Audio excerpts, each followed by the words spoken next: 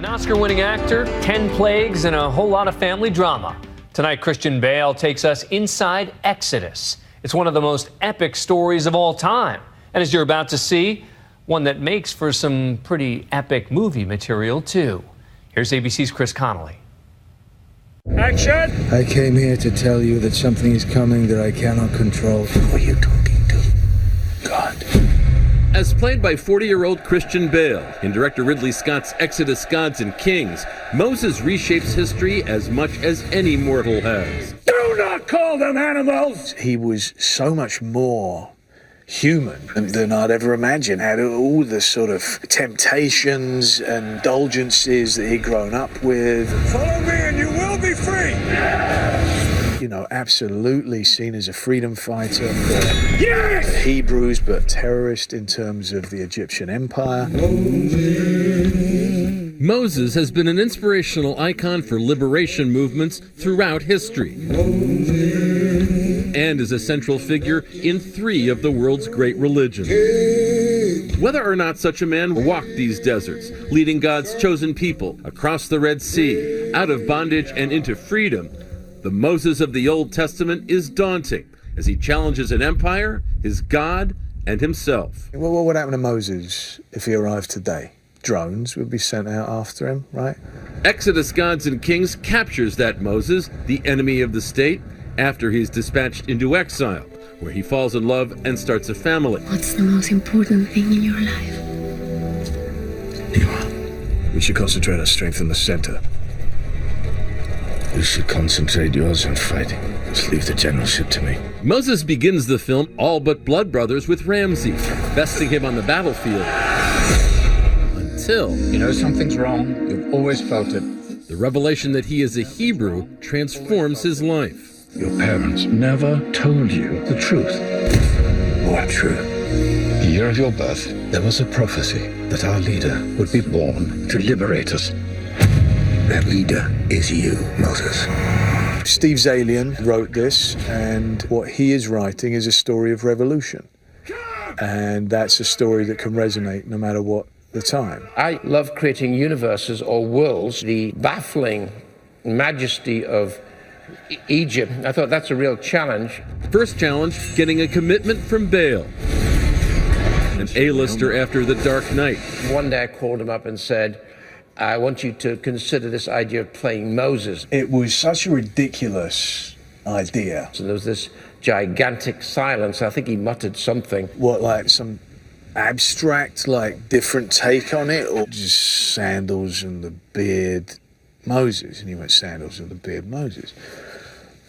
Well, let's get my head around that one, because I didn't know anything about him except for that he was Charlton Heston. Behold his mighty hand! Heston's The 10 Commandments was a 4-hour epic in 1956, with a confident Moses, emboldened by his God's almighty power. Things here have become much worse. Bale crafted a more questioning, even reluctant Moses, based in part on his extensive readings in all 3 Abrahamic faiths. He was someone who really wanted to try and get away from being God's messenger on earth. To say I read the Old Testament would be inaccurate. I didn't have to. Christian read it 3 times.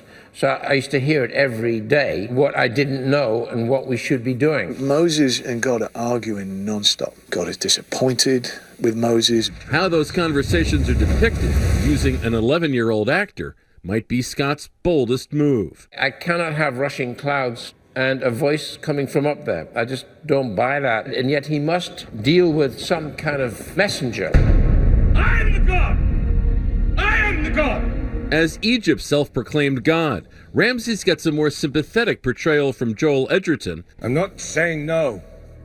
I'm saying time. Than Moses' antagonist often receives. I have this feeling like those people in great positions of power also harbour a great deep well of fear. To do a man who is all bad also is less interesting. Ramses adored his wife, loved his child. For months, ever since the 20th Century Fox film's casting was announced, Scott has been castigated by some for hiring white actors to play the two lead Egyptians. In response, he's noted the impossibility of financing a 9-figure epic without an internationally bankable star such as Bale. And he points to his casting of Syrian actor Ghassan Massoud in 2005's Kingdom of Heaven, as if to splash kerosene on the embers.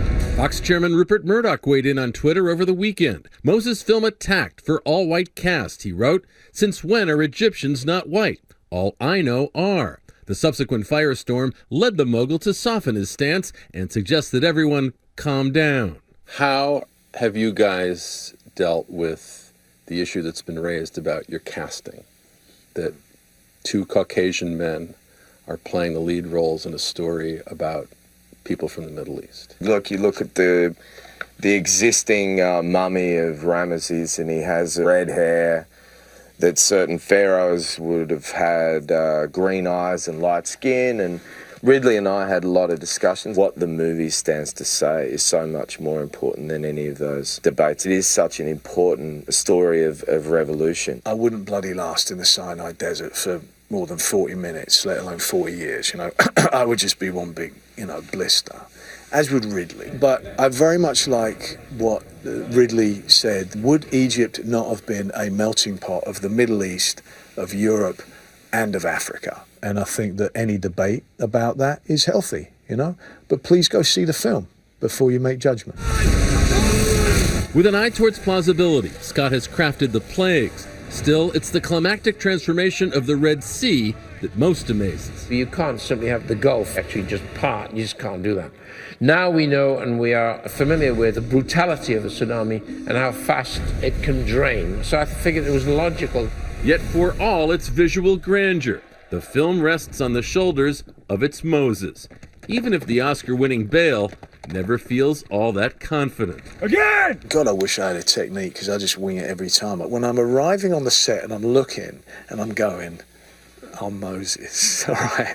And I've got to go down there and convince everyone that it was worth building these sets, for the performances that we're going to give. Now they've got to watch me come in and do my job. How am I going to sell them on that? He's going to run away with the glory. It's going to be fine.